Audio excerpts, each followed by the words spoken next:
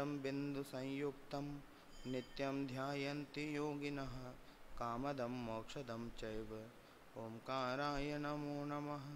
मंगलम भगवान वीरो मंगलम गौतमो गणे मंगलम कुंदकुंदार्यो जैन धर्मोस्तु मंगलम। सर्वमंगलमांगल्यं सर्वकल्याणकारकं प्रधानं सर्वधर्माणां जैनं जयतु शासनं जैनं जयतु शासनं। ज्ञान समान आन जगत में सुख को कारण ये परमामृत जन्म जरा मृत रोग निवारण। सुर असुर इंद्र नरेंद्र वंदित कर्म मल निर्मल करण वृषतीर्थ के करतार श्री वर्धमान जिन शत शत नमन। तीर्थंकर की धुनि गणधर ने सुनी अंग रचे चुनि ज्ञानमयी सो जिनवर वाणी शिव सुखदानी त्रिभुवन मानी पूज्य भई। मंगलमय मंगल करण वीतराग विज्ञान नमो ताहि जाते भये अरहंतादि महान। करि मंगल करि हो महा ग्रंथ करण को काज जाते मिले समाज सब पावे निज पद राज। बहुविध में त्यागहन करी मलिन भयो निज भाव ताको होत अभाव है सहज रूप दर्शा। मोक्ष मार्ग प्रकाशक का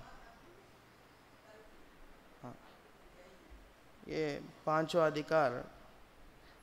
अधिकार में आचार्य कल्प टोडरमल जी सर्वप्रथम ये कहते हैं दो प्रकार के मिथ्यात्व होते हैं, एक गृहीत मिथ्यात्व एक अग्रहित मिथ्यात्व। अग्रहित मिथ्यात्व वह है जिसे अनादि से इस जीव ने ग्रहण किया है, जिसे सिखाना नहीं पड़ता। अपने आप शरीर आदि में जो एकत्व ममत्व रूप जो बुद्धि है जहाँ उत्पन्न होता है वहीं अपनापन करने लगता है। इस प्रकार की जो एकत्व कर्तृत्व भोक्तृत्व बुद्धि होती है उसको अग्रहित मिथ्यात्व बोलते। उसे ग्रहण नहीं पड़ता, कहीं से ग्रहण नहीं करना पड़ता। और एक होता है गृहीत मिथ्यात्व। गृहीत मिथ्यात्व में मनुष्य आदि जिसमें मुख्य तो मनुष्य है, यद्यपि संगी पंचेंद्रिय सभी के लिए ये गृहीत मिथ्यात्व का प्रसंग बनता है, लेकिन मुख्य उसमें मनुष्य है कि मनुष्य ही ये चाहता है कि कोई भगवान हो, उसके ऊपर कोई राज करने वाला हो, कोई कर्ता धर्ता हो। ये ज़्यादा इसकी इच्छा इसे ही होती है। त्रियंच नरक आदि जो अन्य जीव हैं वे उन्हें ऐसे ज़्यादा परिणाम नहीं होते, उन्हें अपने पेट भरने से ही मतलब होता है। और ये जो मनुष्य गति का जीव है एक गृहीत मिथ्यात्व की अधिकता इनमें पाई जाती है। अनादिकालीन मिथ्यात्व है, उसको पोषण करने के लिए जो गृहीत मिथ्यात्व नए नए ऐसे ऐसे कार्यों को ढूंढता है जिसे वो अनादिकाल जो मिथ्यात्व उसी का पोषण होवे। तो वो उसी को पोषण करने के लिए जिन मिथ्यात्वों का आश्रय लेता है उन्हें पांचवें अधिकार में गृहीत मिथ्यात्व का वर्णन इसमें पांचवें अधिकार में किया है। और यहाँ सर्वप्रथम तो कि सर्वव्यापी अद्वैत मत वाले जो होते हैं, जो ब्रह्म को ईश्वर को सर्वव्यापी मानते हैं, कण कण में व्याप रहे हैं ऐसा मानते हैं, अद्वैत मानते हैं। अद्वैत माने एक ही है, समस्त जगत की वस्तुओं में वे जुड़े हुए हैं ऐसा मानते हैं। फिर टोडरमल जी ने उनमें अनेक दोष दिखलाए और ये सिद्ध किया कि कोई भी ईश्वर ऐसा पूरे जगत में व्याप नहीं सकता, सब ईश्वर के अंश हैं, ऐसा नहीं हो सकता। फिर उन्होंने कहा कि ईश्वर अलग है, माया अलग है। ईश्वर ने माया की रचना की है, माया के माध्यम से जगत चलता है, ऐसा कहा। फिर उसमें भी उन्होंने दोष दिखलाए कि ईश्वर अलग है और माया अलग है, और सारे जगत का कर्ता अगर माया है, वो माया ईश्वर का अंश है या नहीं है। अगर ईश्वर का ही अंश है तो फिर माया ईश्वर से अलग नहीं हुई। तो इस तरह उनमें भी दोष दिखलाए। उसके बाद उन्होंने कहा कि ये जगत की उत्पत्ति ब्रह्मा करते हैं और जगत की रक्षा विष्णु करते हैं, और जगत का संहार, जीवों का संहार महेश करते हैं, ऐसा उन्होंने कहा। उसमें भी उन्होंने दोष दिखलाए कि ऐसा नहीं हो सकता कि कोई व्यक्ति जगत की उत्पत्ति करता हो, ऐसा नहीं हो सकता कि कोई व्यक्ति जगत की रक्षा करता हो, और ऐसा भी संभव नहीं है कि कोई जीवों का संहार करने वाला अलग से भगवान हो। इस प्रकार इन तीनों का निषेध किया। तो प्रश्न उठा, अगर किसी ने लोक को बनाया नहीं है, जगत को बनाया नहीं है, और कोई रक्षा भी नहीं करता और कोई संहार भी नहीं करता, ये व्यवस्थाएं अपनी कैसी चलती हैं? फिर किसके अधीन है? आप कहते हो कि ब्रह्मा ने नहीं बनाया, लोक को मान लेते हैं, विष्णु रक्षा नहीं करते ये बात भी मान लेते हैं, और शिव संहार नहीं करते हैं ये बात भी मान लेते हैं, लेकिन करता कौन है?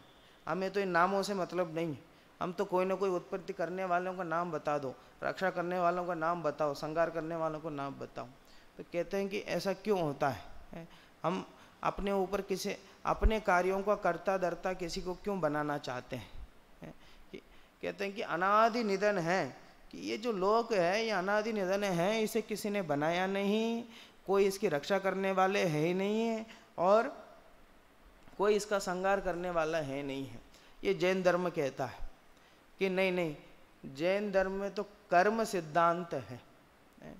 कई लोग इस तरह कहते हैं कि कर्म सिद्धांत है, कि बाकी धर्मों में जिस प्रकार ईश्वर करता है, उत्पत्ति, रक्षक और संहार करने वाले ईश्वर है, हमारे जैन धर्म में कर्म करता है, कि कर्म का उदय आवे, आयु कर्म का उदय होवे तो जन्म होवे, आयु कर्म का नाश होवे तो मरण होवे, और साता वेदनीय हो तो अच्छी अच्छी सुविधाएं मिले, असाता वेदनीय हो तो प्रतिकूल परिस्थितियां होवे। तो इस तरह जैन धर्म में कर्म करता है। तो ऐसा, इससे बढ़िया तो ईश्वर को कर्ता कह देना, लेकिन कर्म को कर्ता मत कहना। ये जो बागी मत वाले ईश्वर को कर्ता कहते हैं ना, और वैसे भी हम भी भले ईश्वर को कर्ता कह दें लेकिन कर्म को कर्ता नहीं कहें। कि क्यों? कि कर्म तो पुद्गल है, कि ईश्वर जिसे कहते हो वो तो जीव पुद्गल की अवस्था है या जीव की अवस्था है, उन्हें हम कर्ता नहीं करके कर्म के ऊपर अपना सारा दारोमदार दे देते हैं। ये बिल्कुल वो जो अन्य मति हैं उनसे भी ये विपरीत कार्य है। तो कर्म नहीं करते तो फिर कौन करता है? क्यों, कोई ना कोई करना जरूरी है क्या? जगत की व्यवस्था अपने आप नहीं चल सकती है। हमें लगता नहीं नहीं, कोई ना कोई तो करने वाला चाहिए, कोई ना किसी के ऊपर तो नाम डालना। ये जगत की रचनाएं हैं, अनेक द्वीप इसमें हैं, 3 लोग 14 राजू, कि सब जगह कोई ना कोई किसका करने वाला हो, तब इसको संतुष्टि मिलती है। कि कर्तृत्व भोक्तृत्व की बुद्धि इतनी प्रबल होती है कि स्वयं तो किसी का कर्ता नहीं हो तो चलेगा, लेकिन मेरे तो कोई कर्ता हो, ऐसा वह चाहता है। कि सबसे बड़ी भूल है देवशास्त्र गुरु के संदर्भ में, सबसे बड़ी भूल यह है कि करुणा निधि तुमको समझनात, भगवान भरोसे पड़ा रहा, भरपूर सुखी कर दोगे तुम, यह सोचे सन्मुख। कि सबसे बड़ी भूल यह है कि करुणा निधि, कि तुम करुणा करने वाले हो, एकदम भगवान महावीर के भरोसे से ये काम हो गया, ये तो भगवान महावीर ने ऐसा चाहा इसलिए काम हो गया। ये जो 30-35 लाख जैनी हैं, इनमें भी इस प्रकार की प्रवृत्ति पाई जाती है कि वे तो अन्य ईश्वर को कर्ता मानते हैं, अन्य मति तो अपने अपने ईश्वर को कर्ता मानते, हम भी अपने ईश्वर को कर्ता मानते हैं, या फिर कर्म को कर्ता मानते हैं। कि ये जैन धर्म में ऐसी मान्यता है कि कोई जगत का कर्ता नहीं है, ना तो भगवान है ना तो कर्म है। ये दोनों बातों पर हमें विचार करना चाहिए। तो पर ये सब काम कैसे होते हैं? कि एक सब काम अपने आप होते हैं। ये विश्व व्यवस्था ऐसी है, ये विश्व व्यवस्था नहीं रुकती है। भले ये किसी के आदमी के अधीन हो, किसी ईश्वर के अधीन हो, तो जरूर रुक जाए, कुछ ना कुछ गड़बड़ हो। इसमें कोई गड़बड़ नहीं है।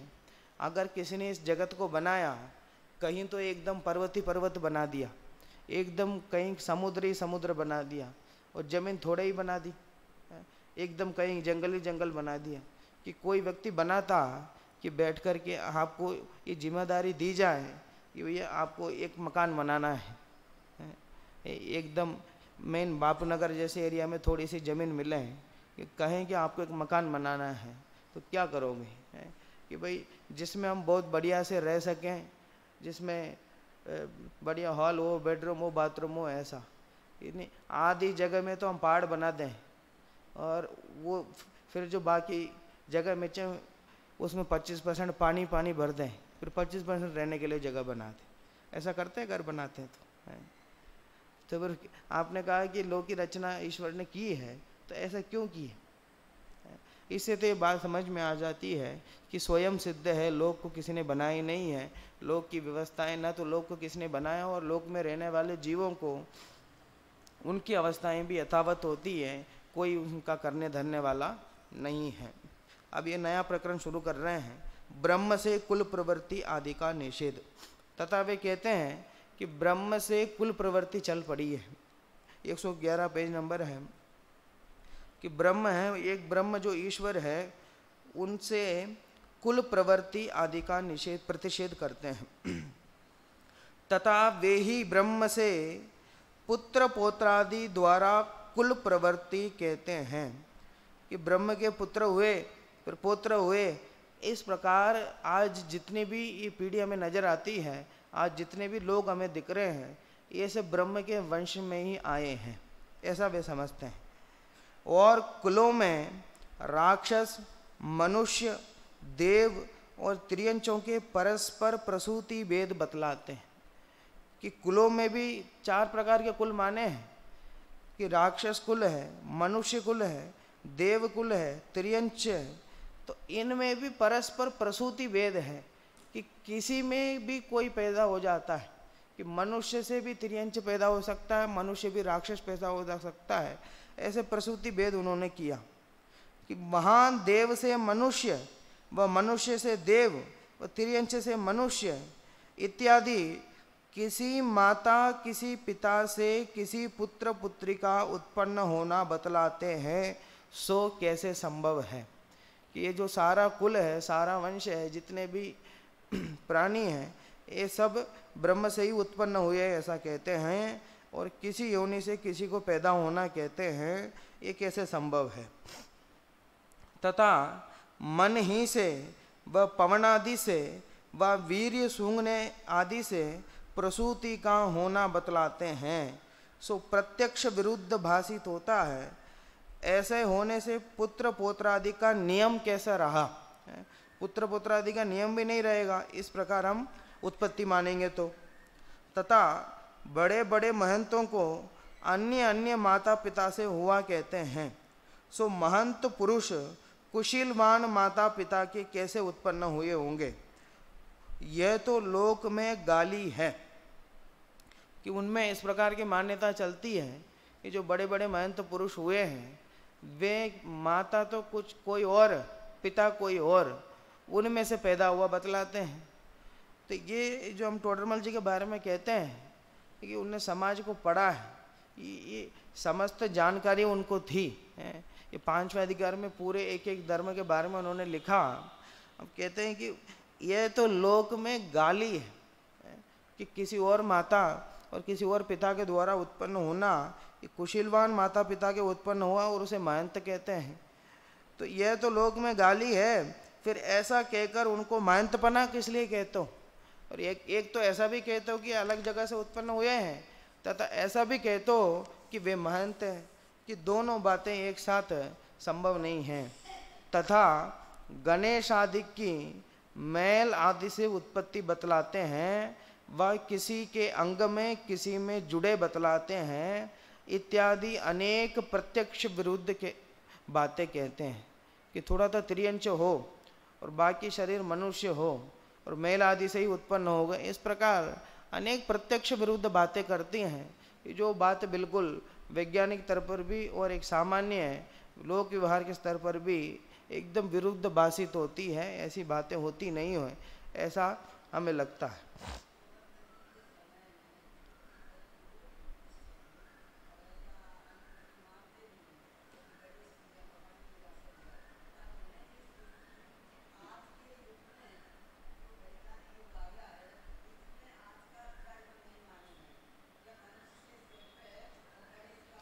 हाँ,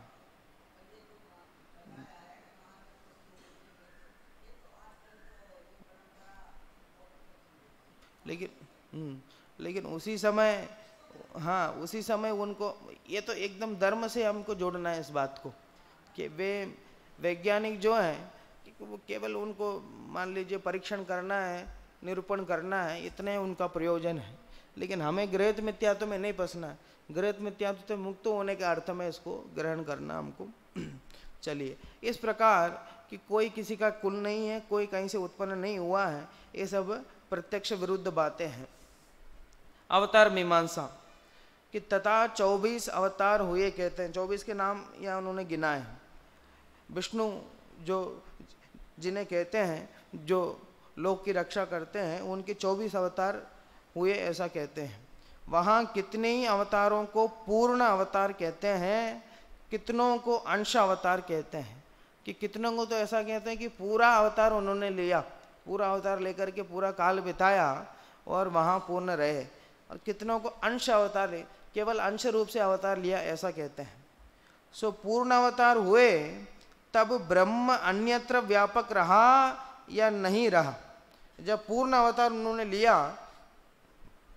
तो ब्रह्म का ही अंश है वे तो ब्रह्म अन्यत्र व्यापक रहा कि वे तो भगवान है, कि भगवान एक जगह जाकर के उन्होंने अवतार ले लिया, तो वो भगवान का अंश दूसरे जगह भी व्याप रहे थे कि नहीं, उनका अंश दूसरी जगह भी था कि नहीं।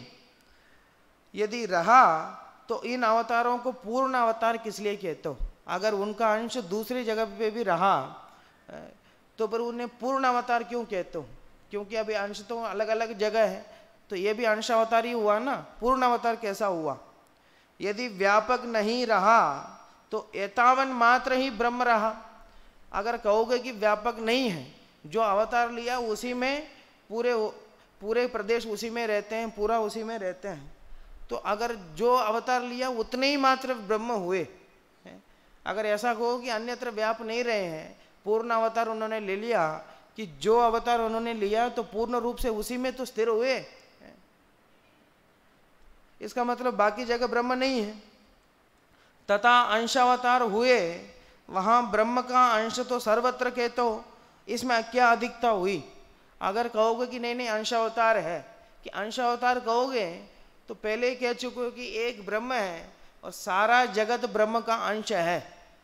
जगत के प्रत्येक वस्तु में, प्रत्येक प्राणी में, कण कण में ब्रह्म का अंश है ऐसा कहते हो, तो फिर वो जो अंशावतार हुआ उसमें अधिकता क्या हुई? ब्रह्म का अंश तो वैसे ही प्रत्येक जगह है, कि और अंशावतार हुए तो फिर नई बात क्या हुई?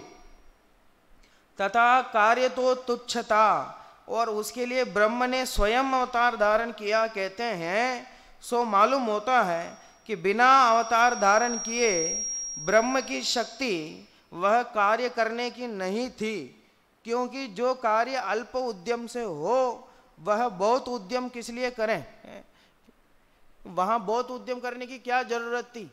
कि भाई अवतार लेके ही काम करना पड़ेगा, कि ब्रह्म है, कि ब्रह्म के पास तो सब शक्ति होनी चाहिए ना। ईश्वर मानते हो, कि जगत की रचना करने वाले मानते हो, रक्षा करने वाले मानते हो, संहार करने वाले मानते हो, तो उनको अवतार लेके कार्य करना पड़ेगा। एक छोटा सा काम करने के लिए, कि किसी एक व्यक्ति को मारने के लिए उन्हें अवतार लेना पड़ेगा? कि काम तो तुच्छ था, उसमें भी वे अवतार धारण करके आते हैं, तो इससे तो पता चलता है कि भैया ब्रह्म की जो शक्ति है वह कार्य करने की नहीं थी, इसलिए उन्हें अवतार लेना पड़ा, ऐसा हमें लगता है। तथा अवतारों में मच्छ, कच्छ आदि अवतार हुए, सो किंचित कार्य करने के अर्थ हीन तिर्यंच पर्याय रूप हुआ, सो कैसे संभव है? कहीं तो मछली का अवतार धारण किया, कहीं तो कछुए का अवतार धारण किया, इतना थोड़ा सा काम करने के लिए हीन तिर्यंच पर्याय में जाके अवतार ले लिया। इतना सा काम नहीं हुआ गया ईश्वर से। इतने बड़े ईश्वर हैं, इतनी ज़्यादा उनकी शक्ति है, इतना सा काम नहीं हो पाया। इतने काम करने के लिए तिर्यंच होना पड़ा उनको। तो कैसे संभव है? तथा प्रहलाद के अर्थ नरसिंह अवतार हुआ। प्रहलाद के लिए नरसिंह का उन्होंने अवतार लिया।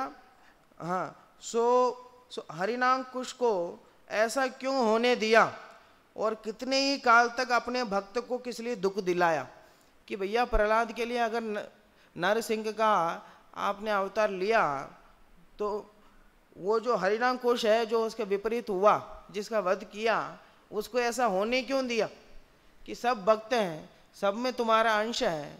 तो ये तो काम होने से पहले रोके तो उसमें समझदारी है कि पहले से भविष्य में ऐसा जान करके कि ऐसी बीमारी सब जगह फैल रही है तो पहले ही बुला के कहें कि भैया सावधान रहो कि ऐसी बीमारी नहीं होनी चाहिए। ऐसा कहो तो उसे लोक में समझदार कहा जाता है कि समस्या के आने से पहले ही उसका समाधान ढूंढ लेवे तो उसे समझदार कहा जाता लौकिक में। और ये तो पहले तो उन्होंने दोनों को उत्पन्न किया कि बहुत काल तक दुख दिलाया अपने भक्त को।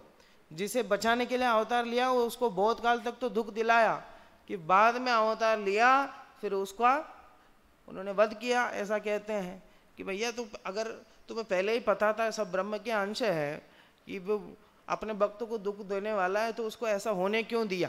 ये पहली बात। और होने दिया तो ठीक है, तो भी कि जब शुरू में दुख देने लगा उसी समय अवतार क्यों नहीं लिया? बहुत काल तक उन्हें दुख झेलने दिया फिर बाद में अवतार लिया। दोनों बातों से पता चलता है कि ऐसी कोई बात नहीं हुई है। तथा ऐसा रूप किस लिए धारण किया?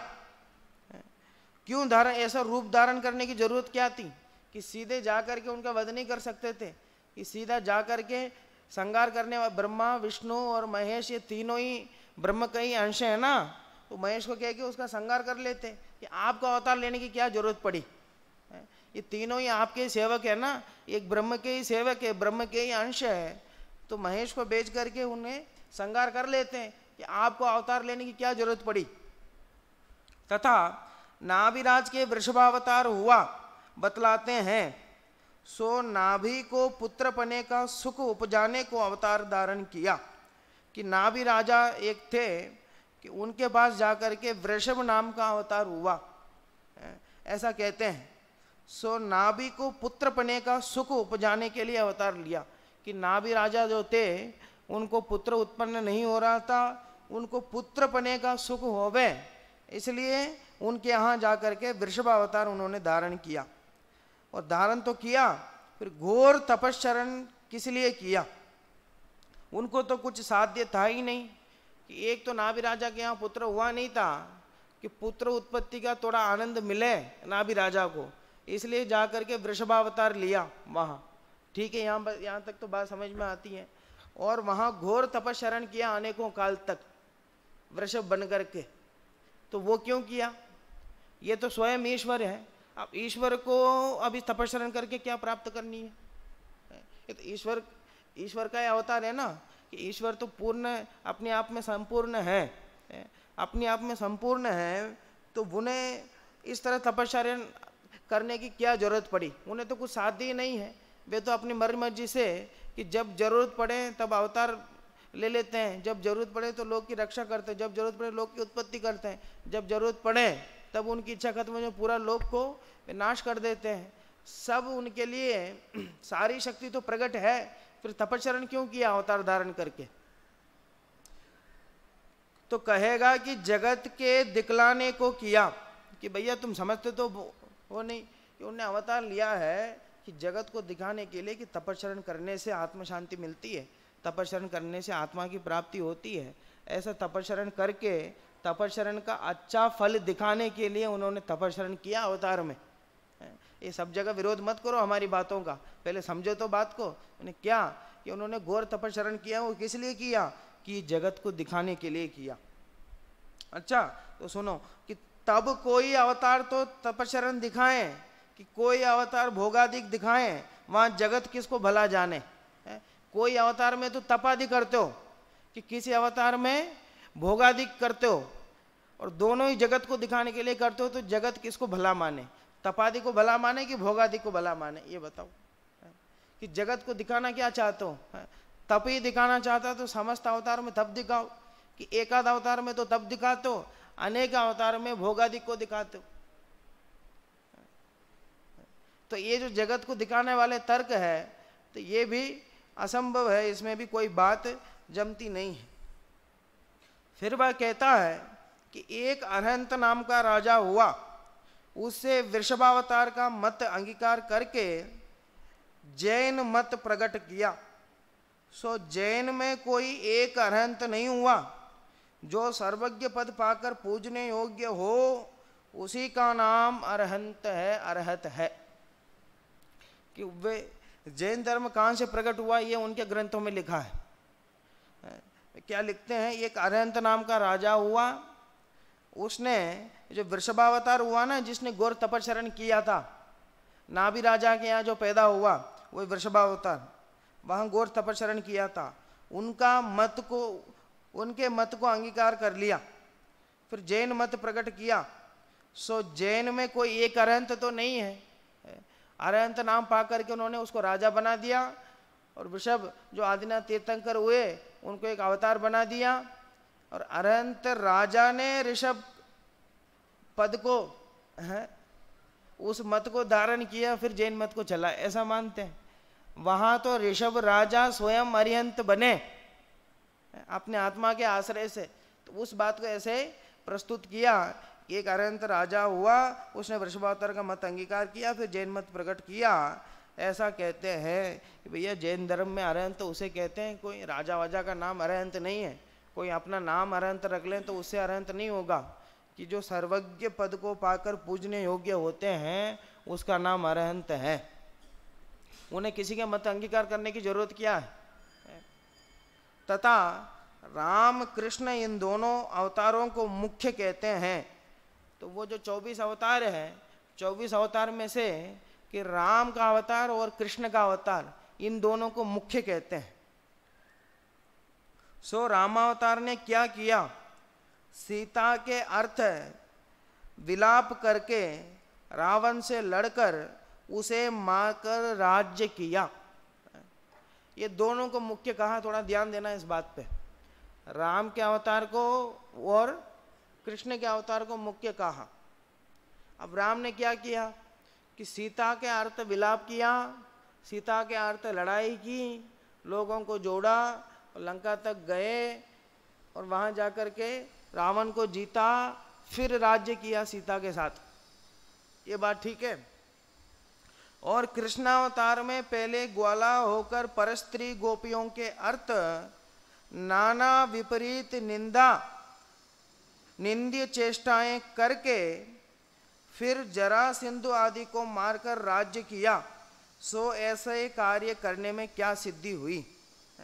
ये भागवत स्कंद में लिखा है उनके इस प्रकार कि पहले में तो एक स्त्री के लिए लड़ाई की, रावण को जीता, फिर राज्य किया, और यहाँ अनेक स्त्रियों के लिए वो जो ग्वाला होकर परस्त्री गोपियों के अर्थ विपरीत निंदी चेष्टाएं की। तो दोनों में विपरीताभास होता है, ऐसा काम क्यों किया। फिर जरासंध आदि को मारकर राज्य किया, सो ऐसे कार्य करने में क्या सिद्धि हुई। तथा राम कृष्णादि का एक स्वरूप कहते हैं, सो बीच में इतने काल कहाँ रहे। यदि ब्रह्म में रहे तो अलग रहे कि एक रहे। अलग रहे तो मालूम होता है कि वे ब्रह्म से अलग रहते हैं। एक रहे तो राम ही कृष्ण हुए, सीता ही रुक्मणी हुई, इत्यादि कैसे कहते हैं। एक हो जाएंगे तो राम ही कृष्ण हुए ऐसा कहते हैं, कि सीता ही रुक्मणी हुई ऐसा कहते हैं। वो बात कैसे संभव हो। और अलग रहते तो अलग रहते हैं ब्रह्म से, फिर उन्हें ब्रह्म क्यों कहते हो। तथा रामावतार में तो सीता को मुख्य कहते हैं, और कृष्णावतार में सीता को रुक्मणी हुई कहते हैं, और उसे तो प्रधान नहीं कहते हैं, राधिका कुमारी को मुख्य कहते हैं। कि राम को ही कृष्ण हुआ कहते हैं, सीता को ही रुक्मणी हुई कहते हैं।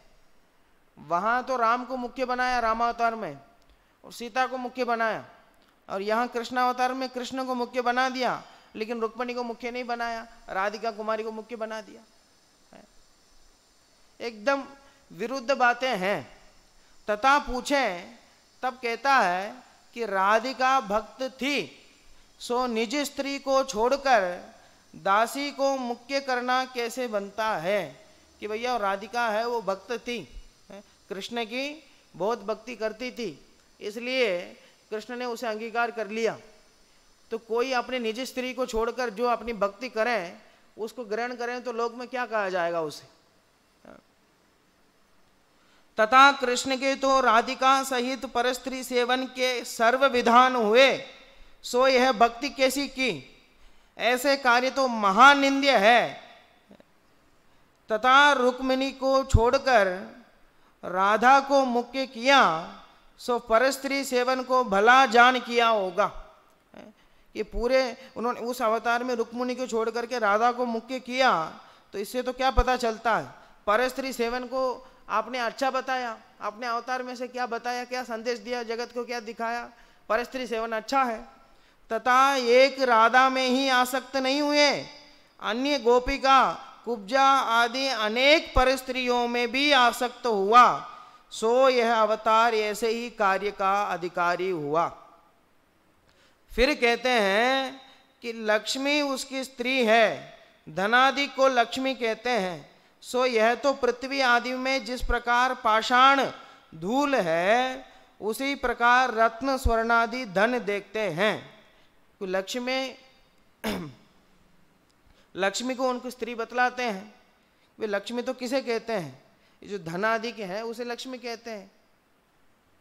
तो लौकिक में जिस प्रकार पाषाण धूल आदि हैं उसी प्रकार रत्न स्वर्ण आदि धन देखते हैं।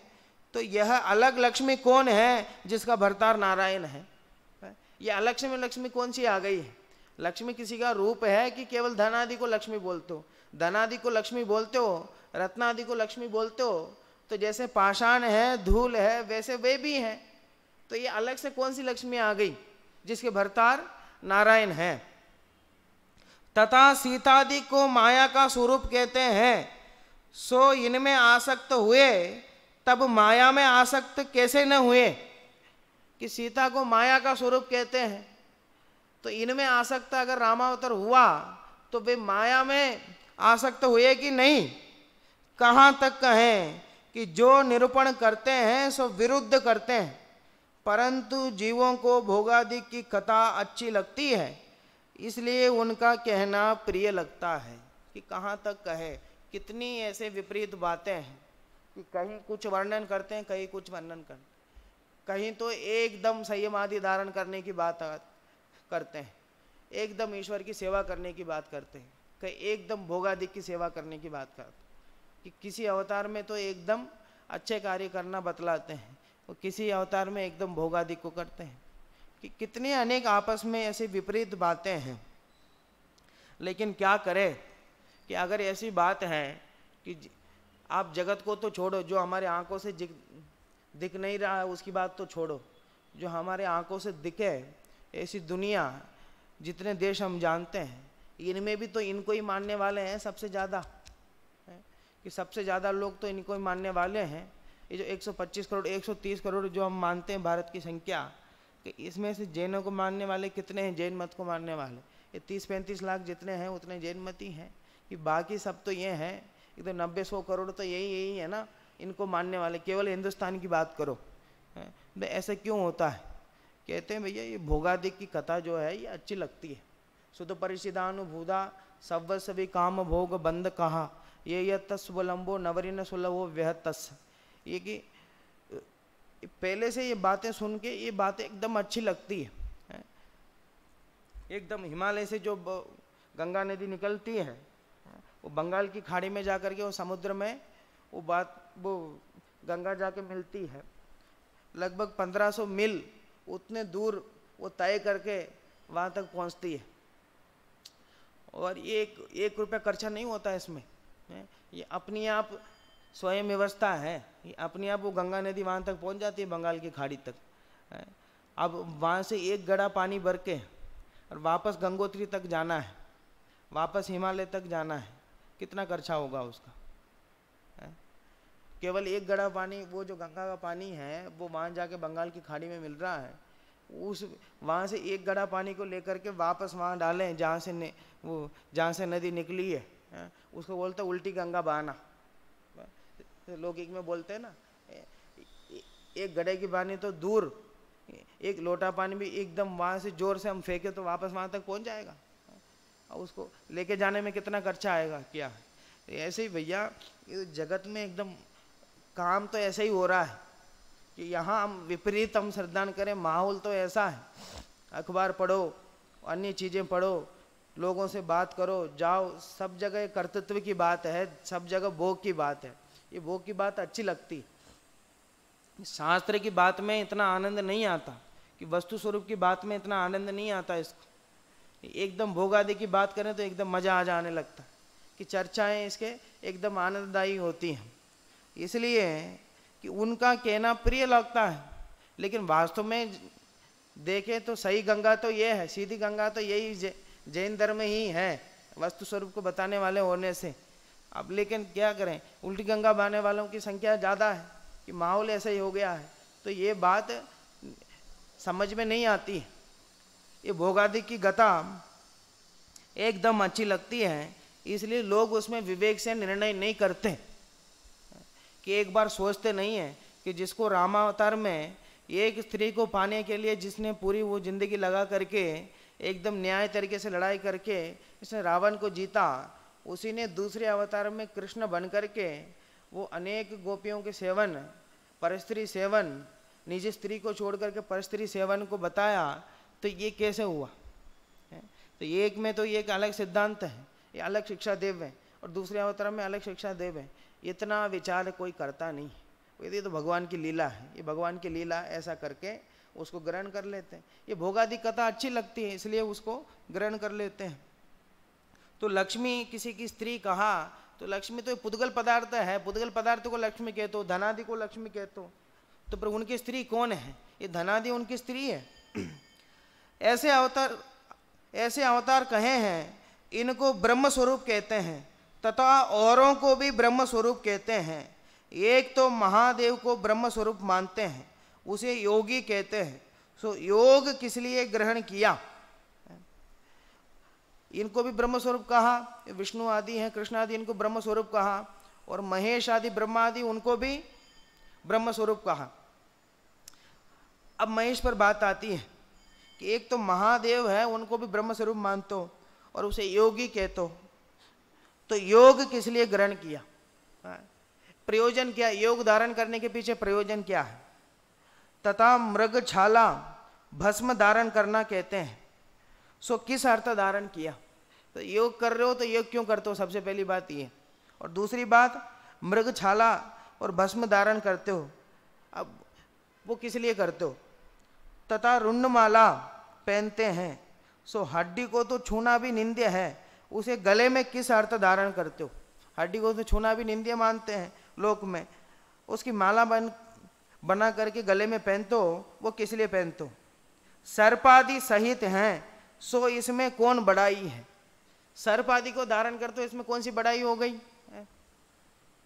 आग धतूरा खाता है, सो इसमें कौन भलाई है? त्रिशूल आदि रखता है, सो किसका भय है? तथा पार्वती को संग लिए है, परंतु योगी होकर स्त्री रखता है, सो ऐसी विपरीतता किस लिए की?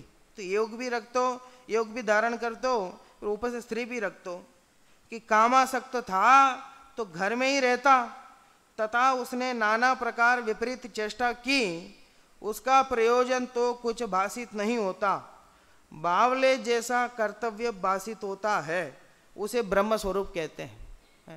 एक तो योगी भी कहते हो, फिर ऊपर से मृगछाला रखना कहते हो, भस्म धारण करना कहते हो, त्रियंच आदि को रखना कहते हो, सर्प आदि को रखना कहते हो, हड्डी की माला पहनना कहते हो, आग धतूरा खाना, त्रिशूल आदि रखना, योगी भी होना, फिर स्त्री भी रखना, और अनेक ऐसे ऐसे काम करना, किसी को दुखी करना, किसी को सुखी करना, किसी को वरदान दे देना, फिर बाद में उसी जिसको वरदान दिया उसी को मारना, ये कितनी ऐसी प्रकार ऐसी ऐसी घटना है। एकदम ऐसा लगता है कि जब उन्होंने लिखा, ये सब ग्रंथों को लिखा, एकदम दिमाग ठिकाने पे नहीं था। कभी कुछ लिख दिया, कभी कुछ लिख दिया, कभी कुछ लिख दिया, कभी कुछ लिख दिया, एकदम बावले जैसा कर्तव्य भाषित होता है। और उसे ब्रह्म भी कहते हैं, भगवान भी कहते हैं और पूजते भी है। तथा कभी कृष्ण को इसका सेवक कहते हैं, कभी इसको कृष्ण का सेवक कहते हैं, कभी दोनों को एक ही कहते हैं, कुछ ठिकाना नहीं। कभी तो कहते हैं कि कृष्ण भगवान है, वे शिव के सेवक है, और शिव कृष्ण के सेवक है, ऐसा भी कभी कहते हैं। कभी कहते हैं कि दोनों एक ही हैं, कुछ ठिकाना नहीं है। तथा सूर्यादि को ब्रह्म का स्वरूप कहते हैं। तथा ऐसा कहते हैं कि विष्णु ने कहा है, धातुओं में स्वर्ण, वृक्षों में कल्प वृक्ष, जुए में जूठ इत्यादि मैं ही हूं। सो पूर्वा पर कुछ विचार नहीं करते कि सब में, भैया धातुओं में स्वर्ण को कहना, वृक्षों में कल्प वृक्ष कहना, ये तो समझ में आता है। जीवों में जो झूठ है वो भी मैं ही हूं, अच्छा भी मैं ही हूं, बुरा भी मैं ही हूं। इस प्रकार पूर्वा पर कुछ विचार नहीं करते। सूर्य आदि को ब्रह्म का स्वरूप कहते हैं, सूर्य की पूजा आदि करते हैं। किसी एक अंग से कितने ही संसारी जिसे महंत मानते हैं, उसी को ब्रह्म का स्वरूप कहते हैं। सो ब्रह्म सर्वव्यापी है, तो ऐसा विशेष किस लिए बनाया? तो और सूर्य आदि में व स्वर्ण आदि में ही ब्रह्म है, तो सूर्य उजाला करता है और स्वर्ण धन है इत्यादि गुणों से ब्रह्म माना। सो दीपादिक के भी सूर्यवत उजाला करते हैं, दीपादिक है वे भी उजाला करते हैं। चांदी लोहादि भी स्वर्णवत धन है इत्यादि गुण अन्य पदार्थों में भी है, कि उन्हें क्यों नहीं पूछते हो? उन्हें ब्रह्मवत मानो, भले बड़ा छोटा मानो, कि सूर्य है उसमें तो बहुत उजाला करने के गुण हैं, दीप है वो कम उजाला करता है। तो सूर्य को जितना भगवान मानता हो उतना भगवान दीपक को नहीं मानो, लेकिन कुछ अंश में तो इनको भी भगवान मानो, कुछ अंश में चांदी और लोहा है उनको भी भगवान मानो, केवल स्वर्ण को भगवान क्यों मानते हो? इत्यादि गुण अन्य पदार्थों में भी है, उन्हें भी ब्रह्म मानो, बड़ा छोटा मानो, परंतु जाति तो एक ही हुई ना। सो झूठी महंतता ठहराने के अर्थ अनेक प्रकार की युक्ति बनाते हैं, अनेक प्रकार की युक्ति बनाते हैं कि नहीं नहीं ऐसा तो नहीं है, ऐसा तो नहीं है, ऐसा तो नहीं है, कह करके कुछ ना कुछ युक्ति तर्क लगाते हैं और कहते हैं कि यही भगवान है, इन्हें ही मानना चाहिए। या हम कहते हैं कि जहाँ वितरागता है वहाँ पूजनीय बना। जैसे जैसे राग की हीनता होती जाती है उतने उतने ज्ञान में प्रवर्तन बढ़ता जाता है, और ऐसे ही जो वितराग विज्ञान है वही पूजनीय है। वो 6वें 7वें गुणस्थान में हो, वो उतनी वितराग परिणति हो, उसकी पूर्णता वहाँ अरंत सिद्ध आदि में हो, तो वे भी पूज्य हैं। एक कोई पूज्य वस्तु को बनाओ कि वितराग विज्ञान है, वो जैसे जैसे प्रकट है वो हमें पूज्य है। कि किसी भगवान को नमस्कार नहीं किया टोडरमल जी ने वितराग विज्ञान को, कि आप सूर्य को नमस्कार करते हो तो किस उद्देश्य से करते हो?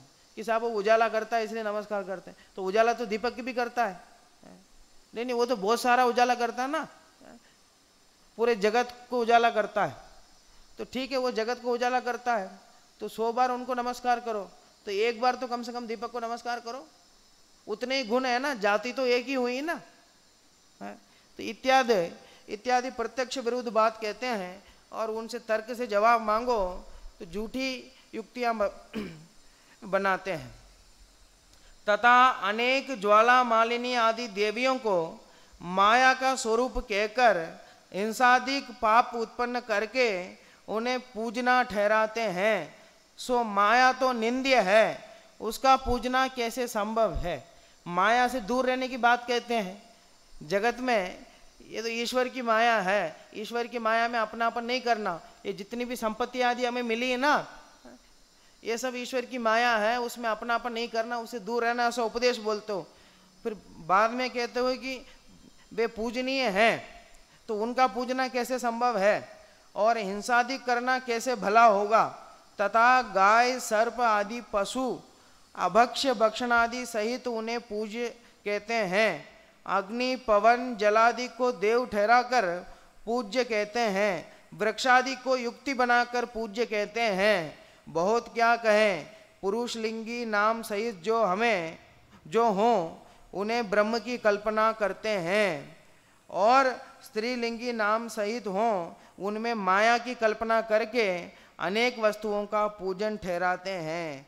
इनके पूजने से क्या होगा, सो कुछ विचार नहीं, झूठे लौकिक प्रयोजन के कारण ठहराकर जगत को भ्रमाते हैं। ये जगत को भ्रमाने का काम है कि वास्तव में जाके देखें कि पूजने का प्रयोजन भी तो होना चाहिए कि भाई क्यों पूजते हो, जिन्हें दर्शन करे निज दर्शन पा, कि हमारा उद्देश्य है कि जिनेंद्र भगवान के शुद्धात्मा और पंचम गुरु जग में शरणों दोई, कि भाई ये जग में दो ही शरण है।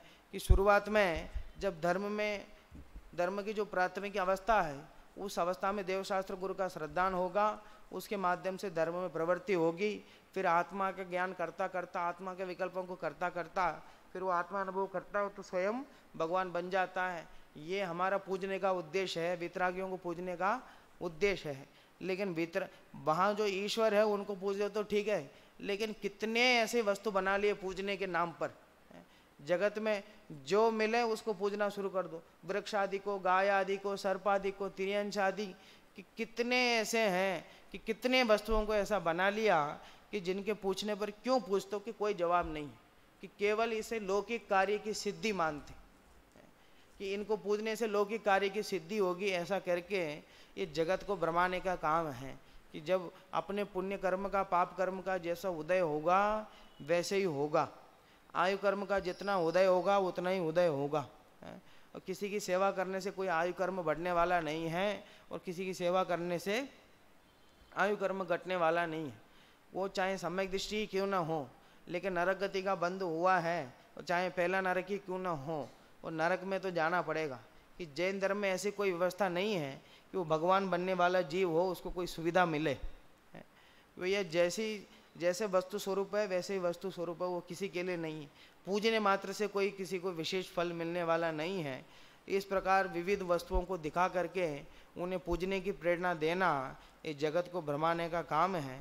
ऐसे काम से बच करके एक वितरागी भगवान के शरण में हमें जाना चाहिए और उनके माध्यम से अपने आत्मा की शरण में आना चाहिए। ऐसी मंगल भावना।